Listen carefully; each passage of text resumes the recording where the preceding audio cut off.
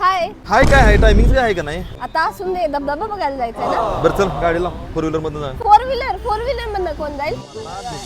मला काय रेनकोटच नाही आहे. नाही नाही मी अरे आता होय पण रेनकोट नाही माझ्याकडे. तुला एक असं दुकान दाखवते तिथे ढीकभर रेनकोट मिळते. चल घेऊन चल मला. चला. भांडून झाल्यावर सरून मला ओढून नेला एका स्टोअर मध्ये. स्टोअरच्या पत्त्यासाठी व्हिडिओ पूर्ण बघा. अरे कुठे लात मारालायस?